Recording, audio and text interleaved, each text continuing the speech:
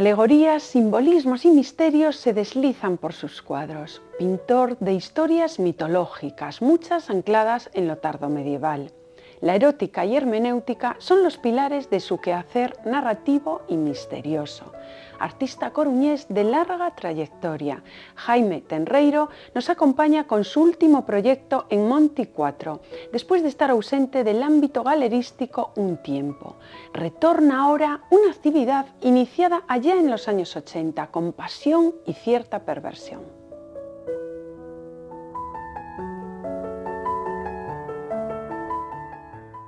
Hola Jaime, gracias por acercarte desde Coruña. Gracias a ti por llamarme. Vamos a empezar con un cuestionario breve para conocerte. ¿Valoras el silencio, pero sarcástico, irónico? ¿Así eres tú? Sí, probablemente.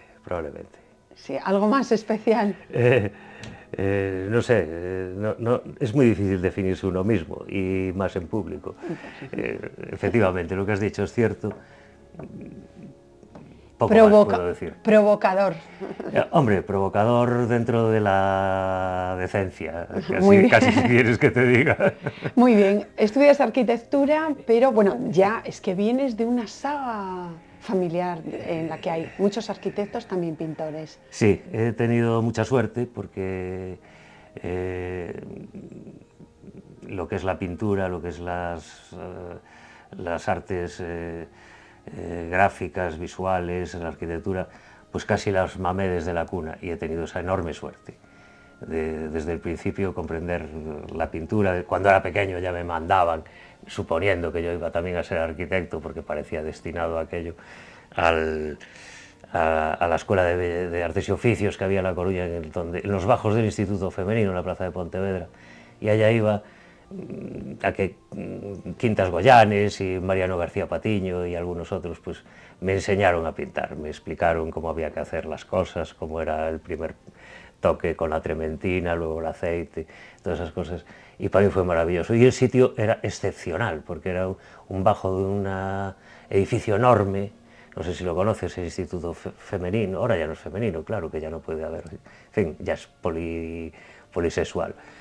Y antes había zurbaranes, los frailes de Zurbarán, que son unos cuadros de 3 metros de altura, vaya, colgados por aquellas paredes tétricas como villas de 40 patios, unas esculturas yo creo que estarán ahora, supongo, en Artes y Oficios, en el edificio nuevo, magnífico que hay ahora. Sí, el nuevo sí que lo conozco. Sí, bueno, aquello era, para mí, que tenía a lo mejor 10, 12 años, iba de noche, llovía, y tal, iba allí y estaba 2 horas de noche, siempre era de noche, no sé por qué, debe ser que cuando venía la primavera lataba. Tendrás algún arquitecto fetiche y supongo que uno de ellos será tu abuelo, hombre, el gran Antonio Tenreiro. Sí, claro, mi abuelo era una especie de dios en mi casa. Porque, y en toda Coruña, ¿no? Actualmente sí, pero bueno, tuvo una época ahí mala, que coincidió cuando yo era chaval, porque mi abuelo era hermano de un diputado republicano y claro, pues les cayó la del pulpo cuando fue la francada esa. Y efectivamente era un gran arquitecto, un arquitecto racionalista, hipermoderno para la época, un hombre avanzadísimo, con una cultura brutal. A mí me enseñó muchísimo, más de lo que yo podré enseñar nunca a nadie. Le estoy muy agradecido, bueno, y si estoy aquí es por él. Sí. Bueno, y a los coruñeses hace poco, bueno, hace un par de años lo acaban de reconocer con esa magnífica retrospectiva que le hicieron. Sí, efectivamente. Al final pues se reconoció un poco el valor que tenía y estamos muy contentos. Mi primo Enrique tuvo mucho que ver, que es muy concienzudo. Otro artista, es muy concienzudo, insistente, y fue el que logró que finalmente el ayuntamiento, pues, al principio fue el Colegio de Arquitectos que le dio un premio, que fue el único, además no se volvió a dar, es el premio Ciudad de La Coruña de Arquitectura, por su trayectoria, post-mortem, 40 años después, a lo mejor, o lo que fuese, 30 o 40. Pero es un hombre que definió o quiso definir la ciudad moderna en La Coruña, que finalmente no se cumplió, porque al final la especulación en la época de los ayuntamientos franquistas pues destrozaron la ciudad, se hicieron barrabasadas de todo género y tal, pero su idea de la ciudad escolar, los edificios singulares en el Cantón, en Linares Rivas, todo eso. Entonces era lo que era la cultura republicana, que era una cultura muy avanzada para la España de la época de Alfonso XIII y de aquellos militarotes y todo aquello. Claro, mi abuelo fue un fenómeno. Sí. Y yo estoy muy orgulloso de ser nieto suyo y de haber tenido la suerte, porque mi padre murió cuando yo tenía 2 años, y entonces mi madre, que fue una viuda profesional prácticamente, pues se recogió en casa de su padre, y mi abuelo vino resultando casi mi padre, con la ventaja de que era mi abuelo, con lo cual pues había ese cariño que hay entre abuelo y nieto, que no lo hay tanto entre padre e hijo, porque siempre hay esas guerrillas pequeñas, domésticas, de aquello, de tal y cual. Y para mí fue fantástico, a mí me enseñó tantísimas cosas, me enseñó a ver el mundo, me enseñó nuestra mitología propia de los que somos de la ría de Betanzos, de los hijos de los Ártauros, me enseñé, en fin. Estaba casado además con una mujer maravillosa, mi abuela Matilde, que era la hermana de un combatiente comunista francés y que está enterrado en el Père Lachaise, Charles Brochon. Mi abuelo tenía la medalla de la Legión de Honor de la República Francesa, en fin, era un personaje extraordinario. Fabricaba perfumes con unos, en fin, ¿cómo se llaman? Unas probetas, sí, era un fenómeno, un fenómeno. Sí, sí. Con esa genealogía no es extraño que se cuelen, como van a ver, por toda su pintura, esa heráldica y ese mundo de nobles y caballeros. Empezamos con la exposición porque nos hemos detenido mucho en la familia. Pero también republicanos, ¿eh? También todos republicanos, pues muy bien. Sí, sí. Supongo que ahora llevarás mal el paso no llevo Felipe mal VI. nada, quiero decir que estoy hablando de la historia y lo que yo lleve bien o mal no viene a cuento. Vamos a adentrarnos en esta exposición. ¿Qué presentas en Monti 4, que son pinturas y también dibujos digitales? Sí, bueno, pues hice una exposición en el año... ya no me acuerdo, perdona que lo mire aquí, sí. En el 2011 estuve ahí en paro un tiempo porque tuve que hacer unas penitencias sanitarias por mis pequeños pecados. Me encanta eso. Y me llevó una época de sosiego y mirar al techo, que aproveché ciertamente gracias a la tecnología moderna que te permite estar presente sin estarlo. Y entonces esta del 2011 fue un poco recoger lo que había anterior y lo que pude hacer durante el tiempo de la penitencia. Y esta es posterior a eso. Esta es una exposición que he hecho casi ex professo para hacer una exposición posterior. Y bueno, he intentado recoger un poco mis diablos personales, expresarlos de alguna manera. Y no es una exposición de mucha obra, yo creo que hay 12 cuadros al óleo y también 10 o 12 piezas al iPad, porque con el programa ese Brushes, que vale 3 euros y te lo bajas, es una app, te lo bajas tal, y permite dibujar con una facilidad y una comodidad desde un dibujo lineal, un dibujo expresionista, a cualquier tipo de dibujo, porque es realmente una herramienta infinita. Yo vi la exposición de Hockney, incluso antes ya empezaba a hacerlo, pero no lo tenía muy claro, no sabía, no encontraba la manera. Y después de verlo de Hockney lo hacía incluso con una aplicación que se bajaba al teléfono, al iPhone, porque lamentablemente son los para Apple, ya sabes cómo son estas cosas, que no tenemos nosotros nada que ver, pero es así. Y hacía unos pequeñitos que están en fin, lo publica en un libro que se llama, me parece, Conversaciones con Hockney, y él cuenta cómo con el telefonillo pues hacía todos los días un dibujito y tal, y dije yo, coño, esto es una cosa muy interesante. Y después, cuando salió el iPad, pues claro, la pantalla es más grande, luego salió el iPad Retina, que ya tiene una definición enorme y amplías, y con lo cual puedes pintarle una pestaña a un miserable de 3 centímetros, es una cosa fantástica. Y me gustó muchísimo, porque yo me iba de viaje, iba ahí con una caja, un maletín, ¿no sabes? Unas acuarelas, luego nunca las usaba, había que llevar un cacharrito para tener agua, cargado unos pinceles, hasta la cabeza. Y aquello era tan encorroso siempre y tal. Pero el iPad lo llevas, ahora no pesa nada, además lo llevas y tienes una herramienta brutal para en cualquier momento hacer lo que quieras. ¿Cómo ha salido la pintura que estamos viendo en pantalla? Por cierto, que alude a un refrán, el pez grande papa al chico. Y también, en cierta manera, alude lejanamente a la historia de España. Aquí vemos un referente en tu pintura, Bruegel. Bruegel, sí. Bruegel para mí es... no solo Bruegel.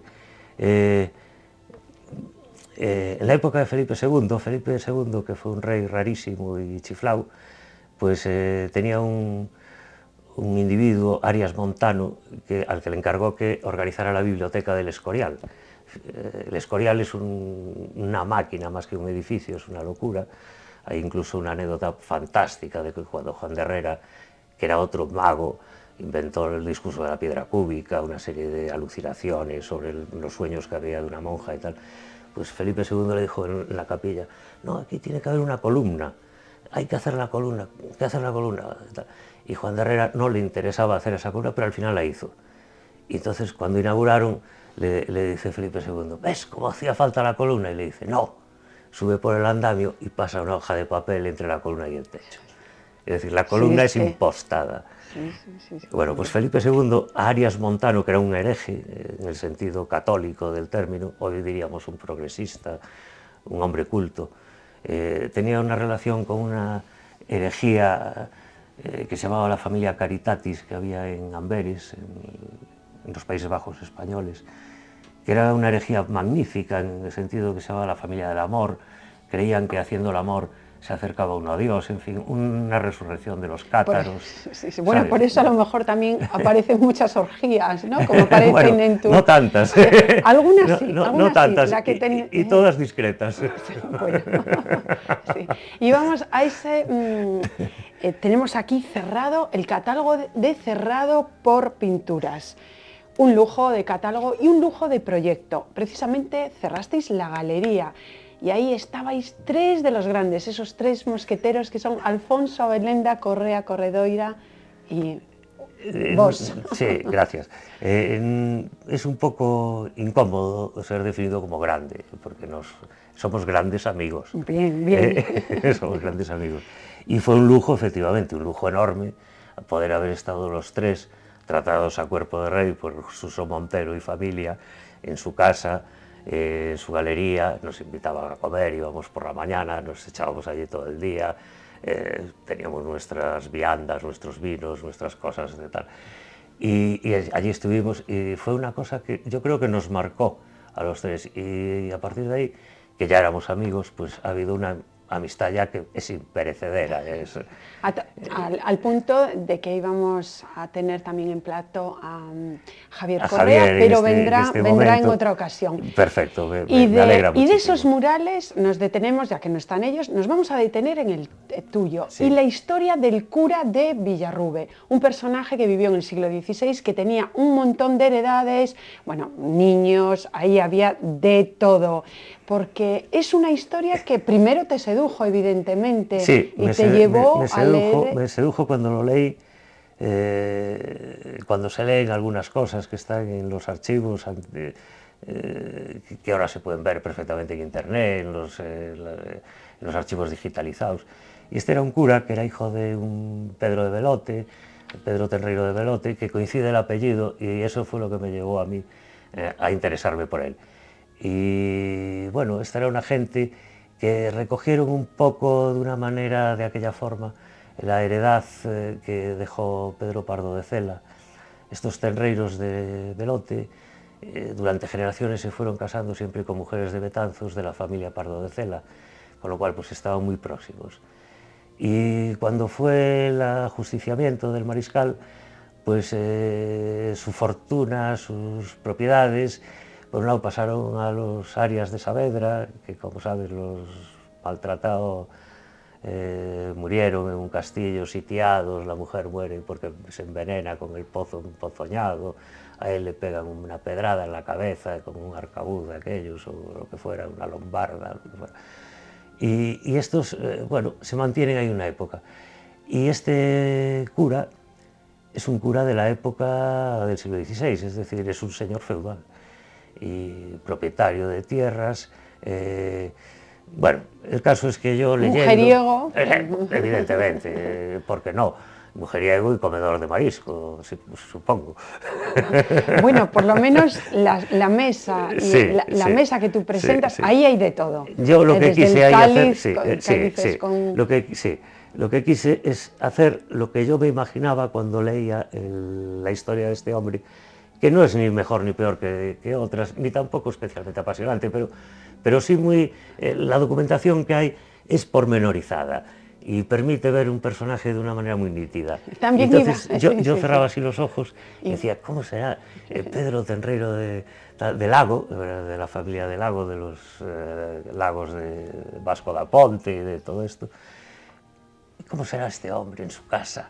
¿Cómo sería la cosa? Y vas allí y ves un poco la iglesia de Liñeiro, que la hizo él y todavía tiene el retablo, es un retablo policromado, preciosísimo.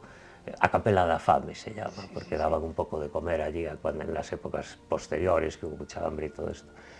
Y yo pinté pues lo que... Ahí aparece la capela y en la playa de Cabanas, aquella playa Sí, y bueno, eso fue un aquellos chiste pueblos, posterior, claro. sí, Sí. pero y aquellos pueblos en los que veraneabas de joven, Sí, supongo, más que también. veranear, vivía en el verano, porque nunca fui prácticamente un veraneante, no tuve esa vocación nunca.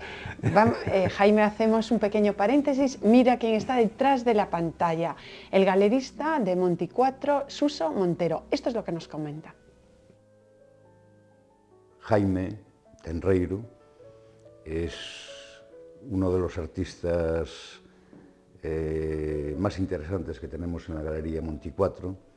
Es una persona que conozco ya desde finales de los 70, principios de los 80. Para mí fue un artista con una categoría intelectual muy importante. Yo venía de Mugardos, de un pueblo de costa, con una cultura proletaria de izquierdas, pero era proletaria. Con él entendí otra forma de entender ser de izquierdas desde un punto de vista mucho más intelectual y a lo mejor pequeño burgués, que diría Pasolini, pero sí, me ayudó muchísimo. O sea, veníamos de leer a Gorky y de leer a Marta Harnecker o a Althusser como máximo, y con él empecé a leer a Adorno, a la Escuela de Frankfurt, o sea, cosas intelectualmente mucho más importantes. Conceptualmente, hombre, él como fue un pionero, un hombre muy importante, o sea, en todos sus trabajos que hizo, tanto en Peace Push o en esas revistas libertarias y intelectualmente innovadoras y agresivas como La Naval, por ejemplo, y luego formó parte ya del equipo de redacción de la revista Obradoiro del Colegio de Arquitectos. O sea, es un hombre con una formación artística que era un nivel. O sea, a mí me sorprendió y me sorprendieron muchas cosas que antes no habíamos pensado. O sea que... Y la forma de pintar que tenía en aquellos tiempos y que ahora evolucionó de una forma magistral, y con consecuencia, o sea que no es nada incoherente, o sea, no pinta, como decía Xavier Seoane, Jaime é un tipo que pinta o que lle dá a gana. Y eso es un ejercicio de libertad muy importante, y los motivos que pinta pues también son unas cosas que te van arrebatando, te van apasionando poquito a poco, y dices, coño, porque son motivos que parecen absolutamente banales, ¿no? Son motivos que parecen incluso llega a intelectualizar la banalidad, como, o sea, esas mitologías, esos asuntos cotidianos, o sea, como eso, unas colillas, unas moscas, la jabalí de Andrade. Entonces hace un ejercicio muy importante, o sea, cuenta en cada cuadro, cuenta una historia, como los contaba en los cómics de la Naval, ¿no? O sea, cuando pintaba las sirenas del Orzán, y entonces en cada sirena del Orzán pues aparecía una historia, una leyenda y una forma de erotizar la cultura, ¿no? O sea que y llega un momento en que pues es tan entrañable su discurso que dices, coño, pues es un tipo que merece la pena. Muchísimas gracias a Suso. Cuántas cosas nos ha desvelado. Es un amor, y como diría Alfonso Merenda, sin mariconadas. Es un amor, Suso. Bueno. Y sé lo que le ha costado además venir y expresar todo eso, y se lo agradezco muchísimo. Y nosotros también se lo agradecemos. Pues de este mundo tan rico, de una persona que, como estamos viendo, que eres tú, tan rica y tan completa, vamos a hablar de esos cuadros, de esos cuadros tan completos en mitologías. Por ejemplo, ahí está Sansón derribando el templo, sí. Supongo que con los filisteos ahí, todos cayendo. Sí, fíjate. Yo suelo estar en contra de la interpretación, porque me parece que la interpretación quita importancia a la forma.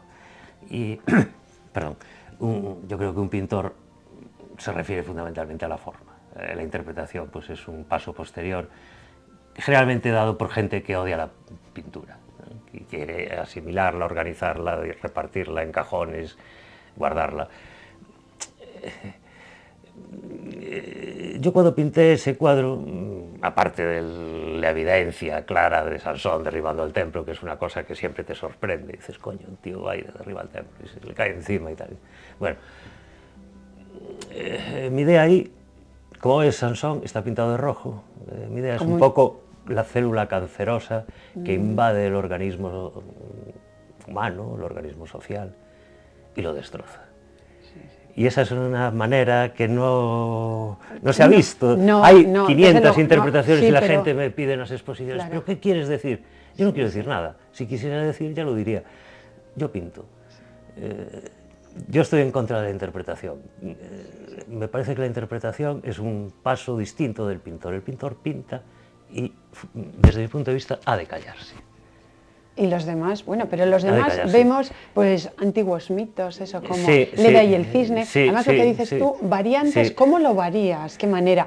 O el jabalí de los Andrade, bueno, que se hace... eso es un poco de venganza, ¿sabes? Porque los Andrades pues fueron gente de horca y cuchillo, que bueno, pues maltrataron mucho a nuestros antepasados y hubo muchas maldades y... Maldades también hay aquí, paganismo, como paganismo mucho. Nos gusta la Madonna de la nicotina, que evidentemente nos lleva al San Sebastián, o como dice Suso Montero, en su texto, a una dolorosa. Bueno, pero tú la haces tuya totalmente y qué rompedora con todo lo anterior y con lo visto, al margen de cualquier tipo de interpretación. Hay en un libreto chico que hizo Baudelaire, Charles Baudelaire, que se llama El Spleen de París y que se publicó en español como pequeños poemas en prosa en los años, yo creo que 40, en una editorial de Barcelona. Hay un texto que se llama El deseo de pintar. Ese cuadro es el deseo de pintar y habla de una mujer de ojos negros y dice, cualquiera podría morir. Viéndola, solamente se puede pensar en morir bajo su mirada. Bueno, qué poético. Sí. Te inicias en aquellos años 80 con el grupo Orzán, realizando también cómics, como bien nos ha dicho Suso, y fanzines. Sí. ¿Aquella explosión cultural, tú la ves reproducible hoy? Es difícil que yo lo diga, porque el que no soy igual soy yo.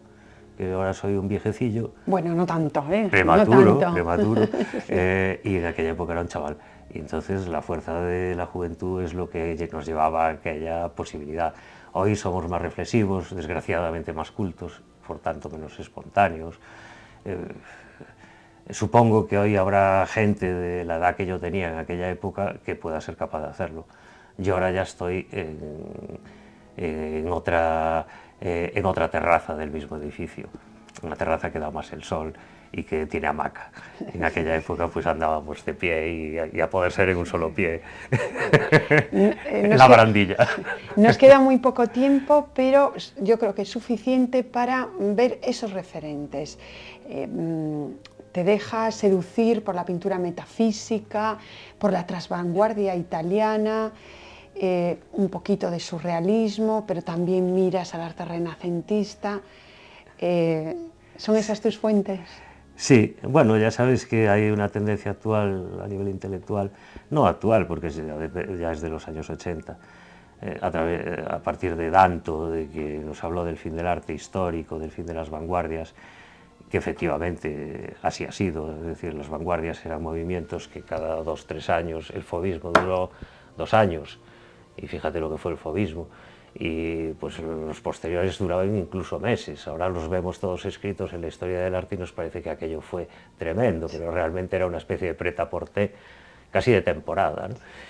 Y ahora hay esa libertad poshistórica, que diría Danto, ¿verdad?, de hacer lo que a uno le da la gana. No es porque la historia se haya acabado, porque la lucha de clases sigue aparentemente, pero sí ha acabado la historia del arte entendida como un proceso de progreso. Y bueno, yo efectivamente, sí, pero no solo la trasvanguardia, que me pareció un movimiento quizá un poco menor. El simbolismo siempre me ha interesado muchísimo, Dillon, Redon, Buchler, y últimamente pues los pintores que han surgido con la caída del muro de Berlín. La escuela de Leipzig. La escuela de Leipzig, que tiene una maldad, su galerista, que no recuerdo el nombre, Arno Reck, no sé, tiene una maldad y dice: el muro de Berlín solo sirvió para una cosa, y es para que los pintores de Alemania democrática no fueran invadidos por las tesis de Beuys, que era profesor en la escuela de Düsseldorf, en la Alemania federal. Y cuando cayó el muro, aparecieron una serie de pintores que eran de las escuelas de artes y oficios del comunismo senil que había allí, y que nos enseñaron de repente una pintura que en Occidente habíamos olvidado y habíamos despreciado con nuestra bobada vanguardista de 3 meses, ¿no? Y cuando cayó también la muralla china, con internet y con todo eso, pues he encontrado unos pintores fantásticos en China, que ya no son pintores chinos, son pintores occidentales que pintan al óleo y pintan... joder, no sería capaz yo de recordar los nombres de los chinos, pero quisiera recordar aquí los nombres de 2 pintores de la escuela de Leipzig, Neo Rauch y Thilo Blumengardt, que me parecen tan extraordinarios y tan apreciables, que sí, los reconozco como mis maestros, ¿eh? Sí, bueno, y sobre todo yo con Neo Rauch, ya terminamos porque no tenemos tiempo, por ese color tan fuerte de toda su obra y por ese simbolismo que hay que descubrirlo, hay que mirar bien su obra. Monty 4, hasta siempre, Jaime. Muchísimas gracias. Lienzos plagados de signos, símbolos e iconografías que nos devuelven a ámbitos del pasado, cargados de enigmas, intrigas y contubernios. Pintura de historia mitológica de un hombre, Jaime Tenreiro, que estuvo ausente temporalmente de las salas de exposición, pero vuelve ahora con mucha ilusión y fuerza. Un artista que empezó en los 80 con una obra sensual, llena de fantasía, vicio y pasión. Anoten esta cita, un espacio muy interesante, Monty 4. Allí les emplazo y aquí les cito, como siempre, la próxima semana. Muchísimas gracias.